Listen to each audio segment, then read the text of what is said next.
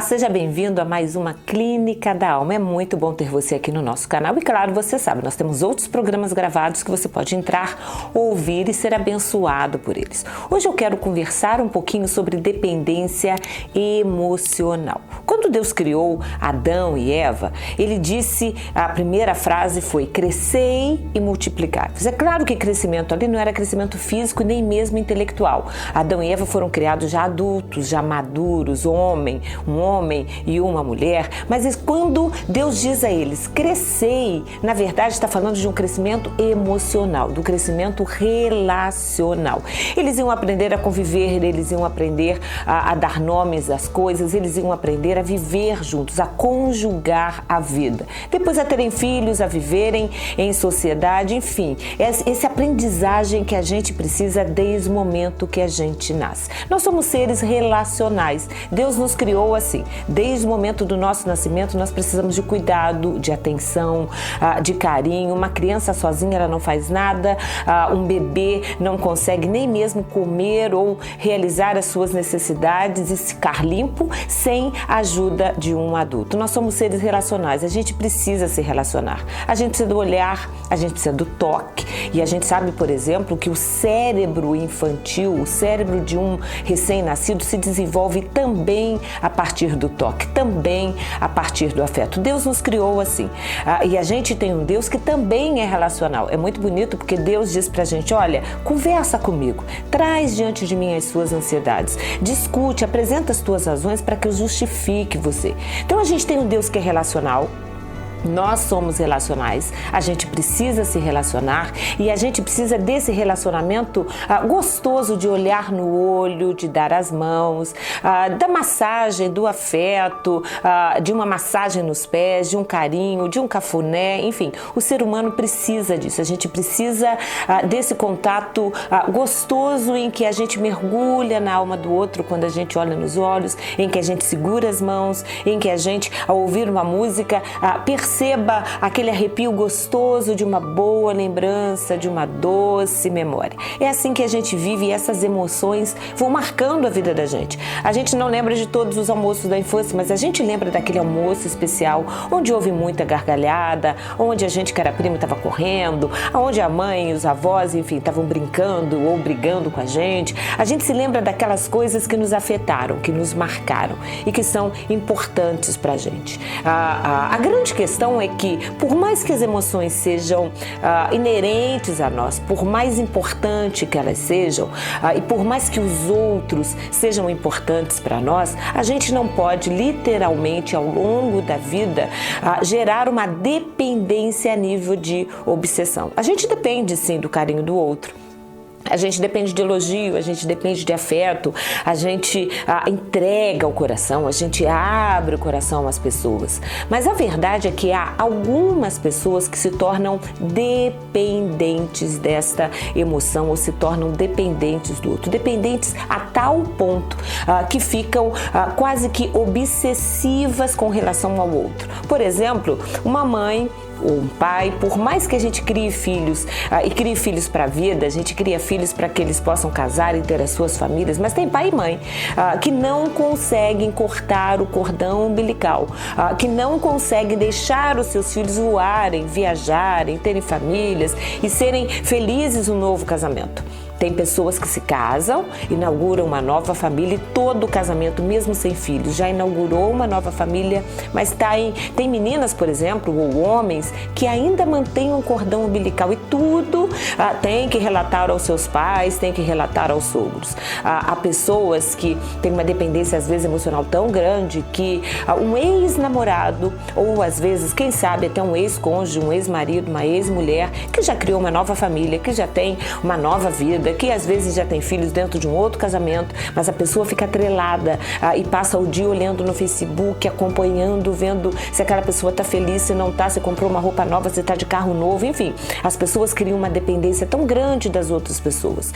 E pior ainda quando essa dependência é criada em pessoas que não querem retornar para a gente este afeto. É importante a emoção, é importante a vida emocional, mas a gente precisa estar muito atento com esses relacionamentos que hoje em dia estão cada vez mais abusivos.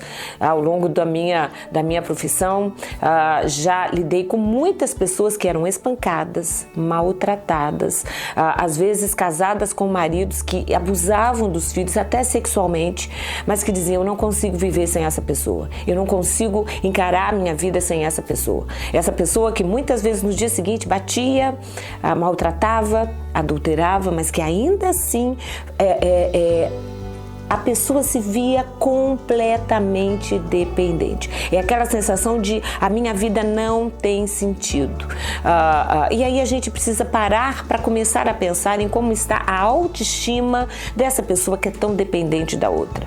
Há pessoas que literalmente elas mendigam migalhas de afeto, migalhas de carinho, que conseguem ficar às vezes num relacionamento com alguém que é casado, com alguém que tem uma família, esperando que a cada 2 meses essa pessoa dê um telefonema ou procure para sair. Se você está num relacionamento abusivo em que você percebe que dá muito para quem na realidade quando retorna em agressão, retorna em afeto, repense um pouquinho a sua autoestima. Repense como é que você ou quanto você tem se desvalorizado a partir daquilo que você tem sofrido, a partir daquilo que você tem vivenciado. É bom ter afeto, mas é bom a gente entender que todo relacionamento tem que ter mão dupla. A gente dá afeto e recebe afeto. A gente dá amor e recebe amor. É isso que precisa acontecer num casamento. É isso que precisa acontecer em todo e qualquer relacionamento.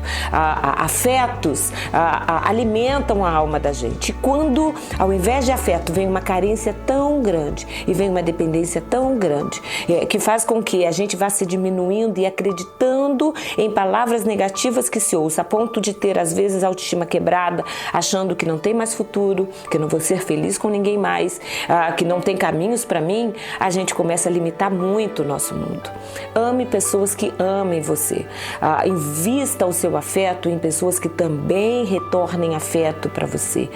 É claro que existem algumas situações em que uma mulher espera pacientemente o retorno de um marido. É claro que há situações em que o marido espera pacientemente que o afeto de uma esposa que de repente pode estar perdida, que esse afeto retorne. É claro que a gente vai fazer de tudo para um casamento dar certo, a gente vai abençoar os nossos filhos com todo o afeto e carinho possível. É claro que mesmo quando a gente inaugura uma outra família, os vínculos paternos com os sogros continuam sendo mantidos, mas a gente precisa sempre entender que é importante deixar o outro ir no caso de filhos e que é importante também que no relacionamento conjugal haja essa parceria, essa troca de afetos, essa troca de amor. Se é para depender de verdade do afeto, do carinho, dependa de Deus. Deus é aquele que nunca falha nos seus afetos. Deus é aquele que o tempo inteiro enche a gente de autoestima. Deus é aquele que nunca decepciona, que nunca magoa,